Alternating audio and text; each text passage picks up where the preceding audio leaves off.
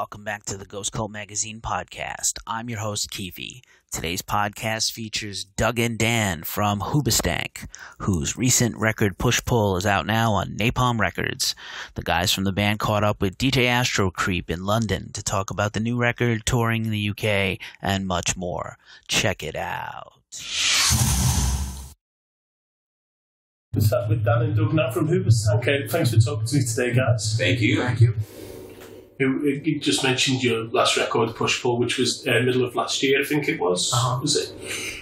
There's quite a diverse sound on that. There's not just one particular kind of vibe through the album. Was there any particular reason behind it? I just think that there's 4 different people together, and 5 including Matt, the producer, who has a voice as well. And yeah, when you have different members coming up with different ideas, which then turn into the songs you're listening to, and yeah, it's just stylistically, it just come off.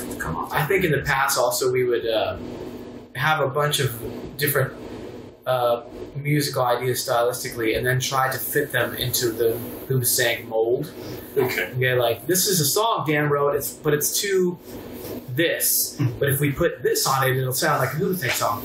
And Matt was really adamant about just letting the songs be what they were. You know, like don't try to fucking change it to this other thing because you're afraid it doesn't sound like you guys. Just let the song be. Like, let it speak for itself. I do remember him saying that a lot. And maybe that's why it kind of is all over the place.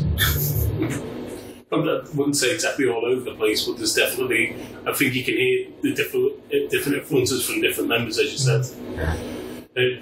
What is it that makes you pick, say, a particular song for a single out of an album? We didn't pick it. Oh, okay. Yeah. It through, like, at least in the back then, it was like the record company, and so your A&R guy and your management and the band and the producer, they all kind of like throw in their 2 cents, like, we've listened to all 12 of your songs, this is the one we think we should put out first. And there's all those reasons behind it too. It's not like, this is the best song, but they might go, well, we think this is a really good song that'll set up an even better song that'll set up the best song. Like strategy behind it, you know? So Out of Control was the first single on The Reason. But nobody thought like, oh, this is the best song. I think it was like, this is the best song maybe to get attention, like, because you know, coming off of that last record, whatever, let's leave this. So that was only our second record, and not that we had a whole lot of experience in the music industry at that point, but at that point I'd already gotten the understanding that if you were going to do a crossover type song that would go to pop, it would be the third song. You know? So that's kind of what I thought the process was. And then I remember going to New York to have a meeting with the president of the label about releasing The Reason as a second single. And they weren't going to do it if we really didn't want to do it, you know? But there was a station or two in the United States that started playing the song already. Okay. And it's unusual, I guess, because usually the record companies will solicit, this is the next single, and they ship it to everybody.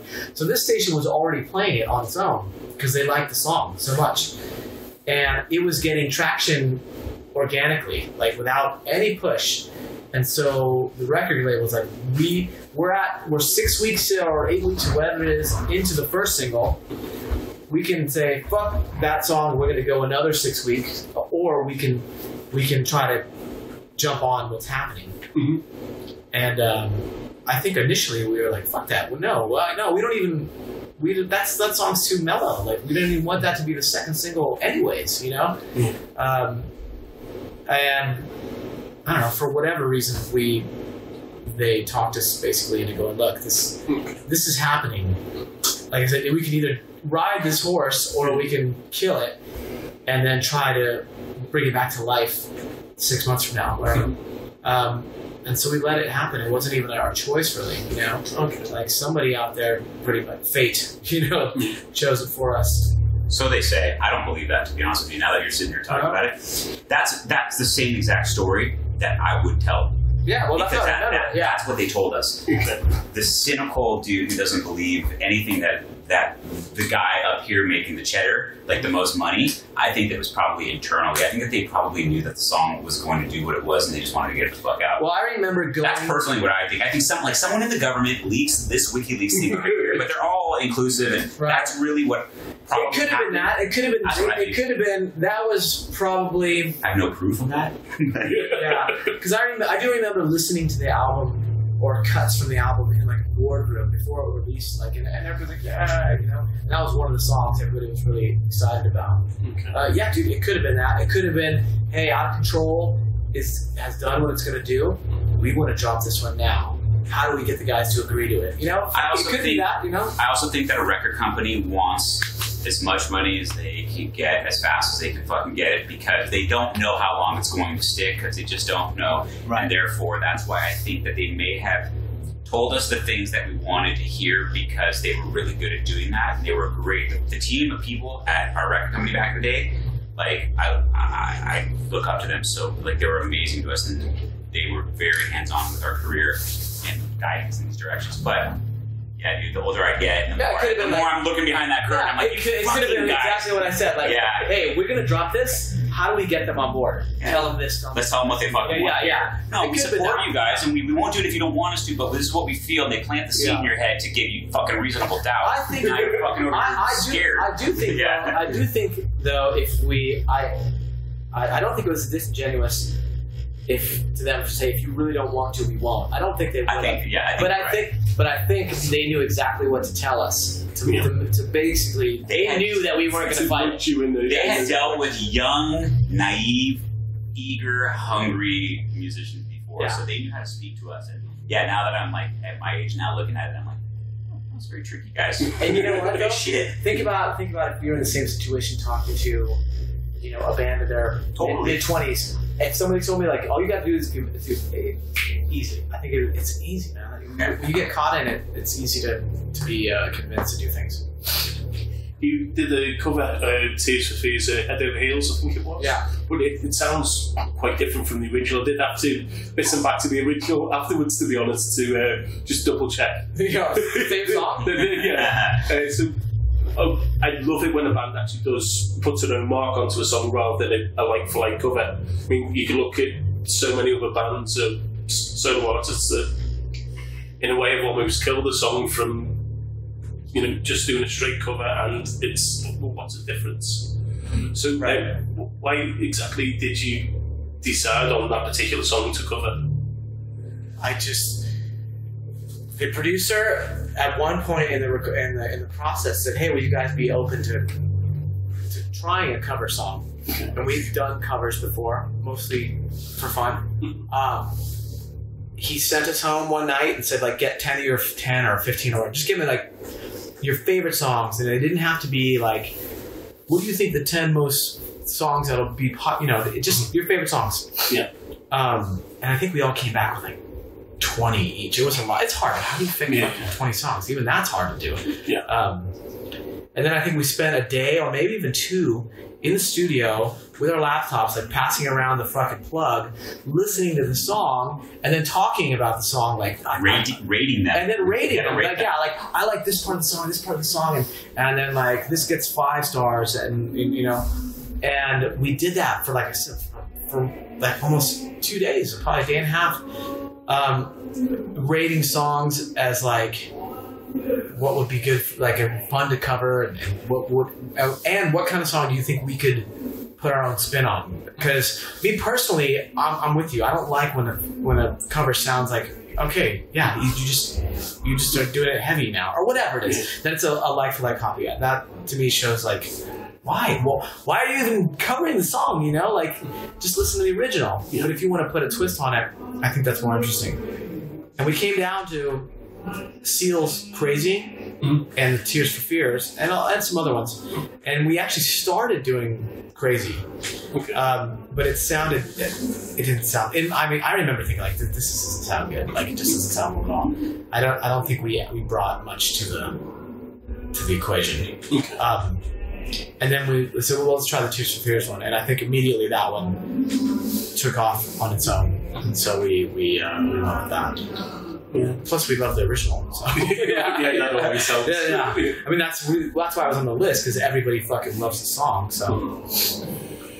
Has the writing process changed for you guys over the years? Because you've got the 6 full albums now and 25 years experience under your belt.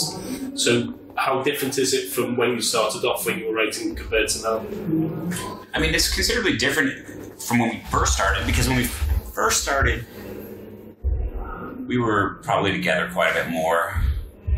We had to be physically in the same room all the time. But there was always a device which recorded, which someone owned, and it was usually, it started off being me. I had a 4-track, so an idea would always initiate somewhere, whether it was Doug had a piece of music idea, or I had a piece of music idea, and we'd bring it into each other, and then, so there was times that we'd be sitting there together and kind of going over things together, and things would change, and it turned into individually doing it, and then meet me at the fucking grocery store. I got a CD for you with 10 ideas on it, and I'd actually hand him a physical copy of the CD. Then he'd call me and say, "Hey, that demo, you're playing this guitar part. I think I'm going to sing that as my melody line. I'm going to write lyrics to that, or whatever. Or what if you change this part to this? Or I had this idea. What if you change this chord here? Because I feel that an A would work over this as well, instead of what And there's just been so many different ways it's changed, but at the same time, I feel like I think the process is the same, but the vehicles we use are different now. Now it's like, hey, I'm going to email you this idea. It sucks, but just hear it for what it's worth, and then I'll listen to it. And, and the same thing. We'll change this to that. You can do it a lot faster, and then I can sing way more quality vocal ideas over it and send it back and go, this is what I'm hearing, and blah blah blah. So it's the same kind of thing. We just, instead of doing it in person or on a 4-track, now we just kind of you can do it instantly. Like, hey dude, I just hummed this thing into my recorder. But even like the song Push Pull, as an example, was just something that it was an idea that I had. So simple. It was a synth bass that I played on a keyboard, but very simple, and like a stupid simple drum beat. And I just said, whatever. I sent it to you, and you wrote lyrics, and you wrote the fucking lyrics and the melody over it, and then I had to go back and write guitars for it. Right, because you hear all this different shit now. You're like, oh, okay. There was no guitar on it. Yeah, it was just something that it was like more of like a vibe without it, just some quick little thing. So for my own shit on the Push-Pull record, as far as the guitar part, some of the songs were a little bit more challenging because I didn't go into the album fully committed to what I knew I wanted to do on that record. Some stuff I knew, some stuff I didn't. Whereas in the past, The Reason, Crawling in the Dark, those days, and even Every Man for Himself and For Never, it was like I fucking had the songs. I knew what the overdubs were, this background thing. This was just different, I was trying to find something or try something. I was just open to trying something different. It was very frustrating. And it was literally like making a record with a backpack on, trying to climb up a fucking hill at times. But I feel like we got to the top of the hill, so. What do you think have been the biggest advancements for yourselves as a band personally as time's gone on, in terms of technology, the way you speak with fans, things like that? The likes of social media has made it quite easy for fans to speak directly to bands, to band members now. Has that made your job easier in some ways? So? Yeah, yes and no, I think. It hasn't made it harder, but the expectations of what a band of how much a band should be engaging with their fans is high, and as much as it's fun to, we are still at the tail end of when fans didn't, really get that much personal access to their. So there's a little bit of a struggle. Like, I think our instinct is to just do our thing and kind of engage as much as we can, but then leave it at that. Whereas nowadays, I feel I feel like it's like so many bands are so integrated personally with their fans, and I don't know honestly if I have the energy to engage in that kind of activity. I just don't know. There's not enough time in the day. Personal commitments, things like that. Yeah, I mean, that's if I was 25 again, maybe, you know, even then it was hard enough as is. But I've got wife and kids, and I've got other things going on within the band, and you have other people to attend to.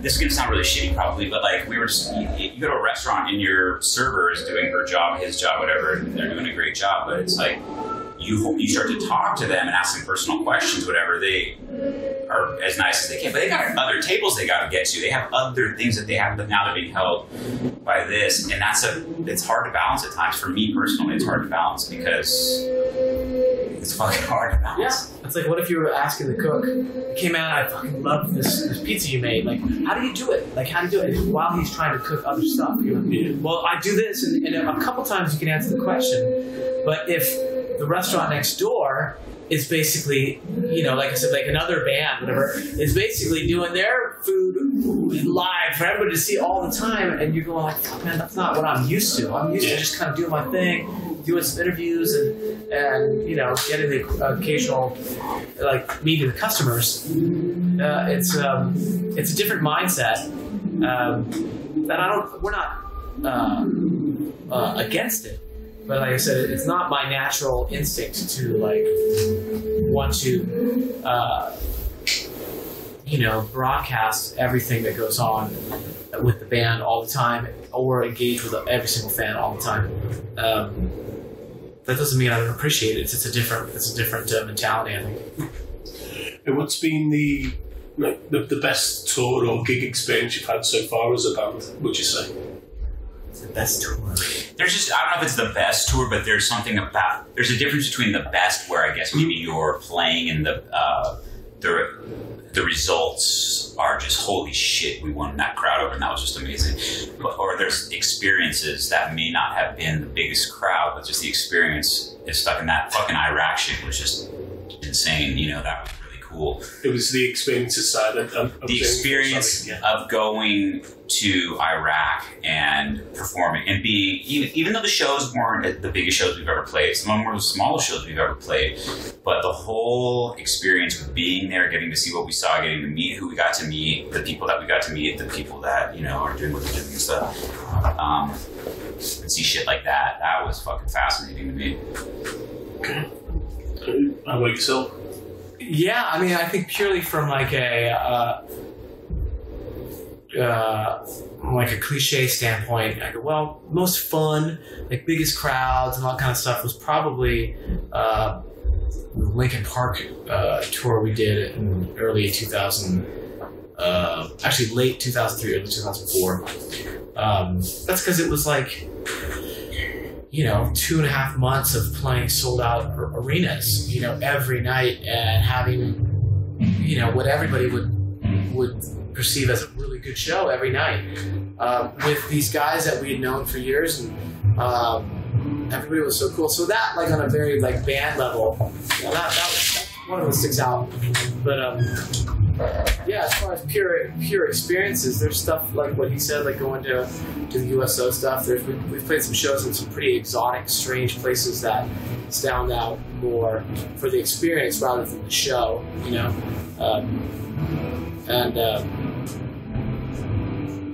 I would agree with him that that was one of the weirdest. Over the last couple of years, there's been an almost changing of the old school, the old guard, like Sabbath retiring, Slayer doing the extended last ever tour. Who do you think are the bands most likely to step up from, say, the mid card into these like massive headline spots, festivals? Fuck. That have like a big legacy behind them, or just pure popularity? Well, it could be either, for whatever reason. Yeah. Bands that you think could actually make that step up too. I mean, I think Linkin Park would have been that band. I don't know. I really don't know. I think they'd actually headlined to Download, which is one of the big UK festivals. before as well. Yeah, I think that, because those other dudes retiring, I think they would just kept on going. I don't know, who do you think? I think the likes of Mastodon have probably got a good chance of stepping up. Really? Yeah, it's as much as they've been an underground band in the past, despite having that kind of cult following in a way, I think they're kind of now on the cusp of maybe not quite massive arena tours, but certainly the larger venues in the big cities. But then, if you look at other genres, you've got like Gojira who's stepping up at the minute. Who's that? Gojira. Oh, yeah. Progressive death. Yeah, no, I understand. Yeah. So they seem to be stepping up. They headline Bloodstock, which is the big, heavy festival in the UK. So it's like, are you both involved in your local music scene at all?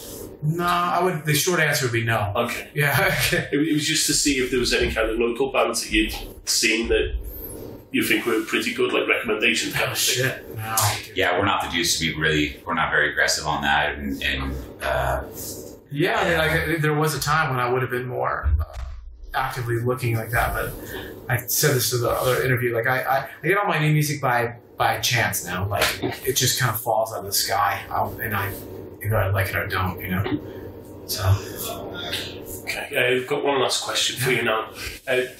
There's tales of like weird rider requests from bands, the M&M's thing with Van Halen and things like that.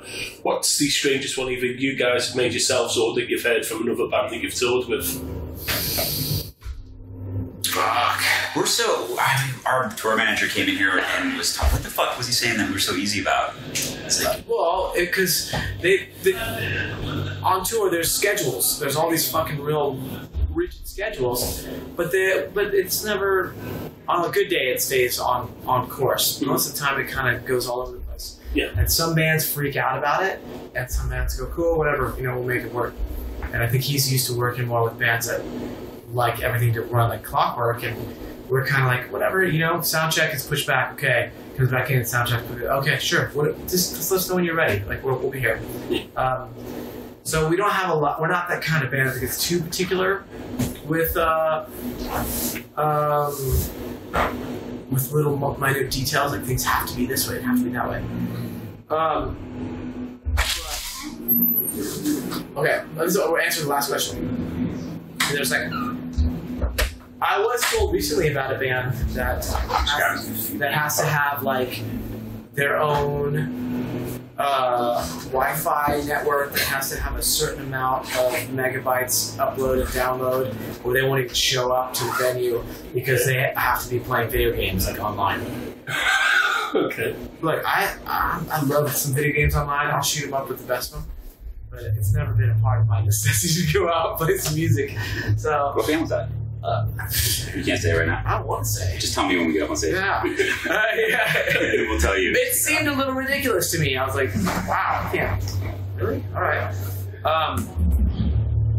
But even that, I go, that's not that bad. To me, that's not as bad as, I don't want any brown M&Ms or only brown M&Ms or whatever it was. That to me just sounds like, now you're just being a dick. If you're doing that shit to be a fucking dick, then you're a fucking dick. But at least the request for the internet is for a purpose. Yeah. From what I'm aware, the brown M&Ms thing was more to see how much attention they were paying to the rider. Right. Because then they'll know that the stage and everything would be perfect when they went on. Yeah. Actually, that makes sense in that aspect. It's all about context, right? Yeah. I don't know. I wish I had a better request. Yeah, we're pretty. I mean, the worst that we'll do is like last minute we'll order a pizza from this dude. He's like, oh. Thanks for speaking to us. Yeah, thank you. Thank you very much. It's good to meet you. You too. Thanks for checking out today's podcast. Follow, like, and subscribe wherever you hear these podcasts. Also, check out Ghost Cult Magazine on social media, Facebook, Instagram, Twitter, and YouTube. And finally, check us out at ghostcultmag.com. We're out. Peace.